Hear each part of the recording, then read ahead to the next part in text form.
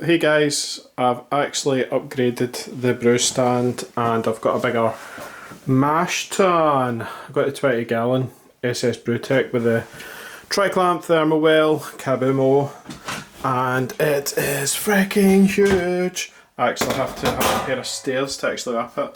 So it's all set up now, it's all plumbed in, cam lock, changed all that over, and the sparge manifold and all that sort of good stuff. It's pretty much all triclamp now, so you can actually change the thermal well or take it out and clean it. And then with this, it came with a big beastie sort of, here it is. Whoa. Came with this thing, which is meant to be a pure flow valve or something.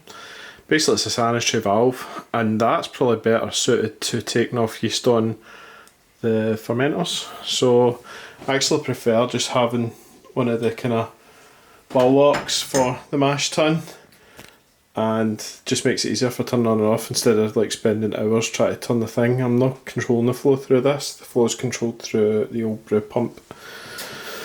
So yeah, that is a little comparison on the size difference between the 10, which is absolutely humongous, and the 20, which, oh wow. So there's my normal one and the 20. Oh dear. Yeah. Other thing, this beast, this is the Anvil bucket fermenter, right? And what I've done is I've drilled 2 holes in it and attached an ssbrewtech chiller coil, and then on the base you can take this base off, it just slides off, and you can get one of those kind of blue pads. So I've just put a 240 volt pad in that, and yeah, that's all basically controlled. Oh, and the other thing I did was I put a triclamp fitting on the top, because I prefer having this kind of setup where you've got the triclamp ball lock that can then spund basically and pressure transfer, and it's all being controlled by this guy, which is it's a CreftbeerPi, of course it is, Brewery controller, which I will go into more detail in another video, because this thing needs a lot more time and effort to go into it and explain the full build, so there will be a build video coming on that. But yeah, pimping up the Anvil gives me another option to do split batches. So there's going to be a video on a lager brew day basically, so there'll be, I can do 20 gallons and then we can basically change the dry hop, which I've done. So that's another video. This bad boy I've been using now for a bit.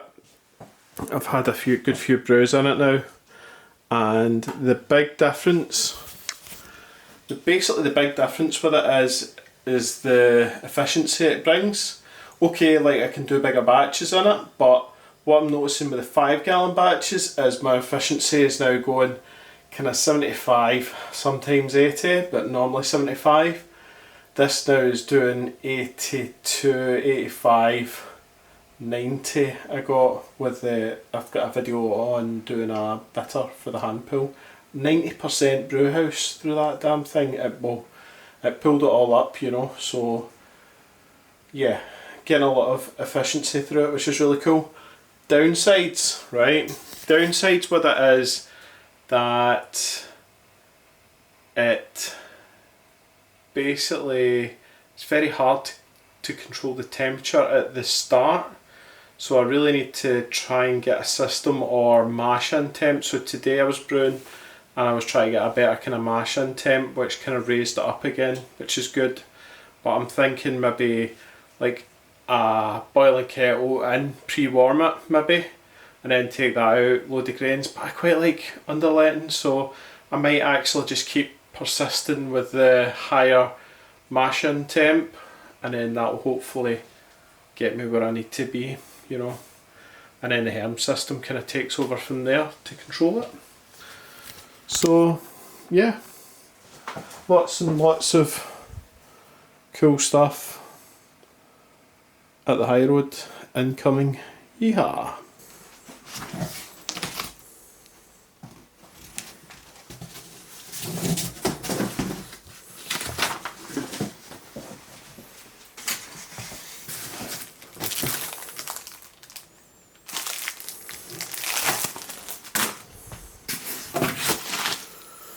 Oh my goodness. This thing's freaking huge.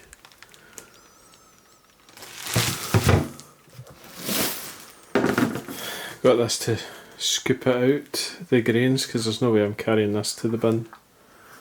Nice. Plan is to fit this weldless triclamp and use this bad boy to punch a bigger hole on the anvil lid. Almost there, just turning it.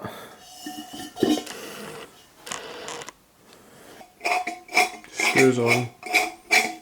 Right, well, cheers for watching and I'll see you later, alright? Catch you later guys, bye.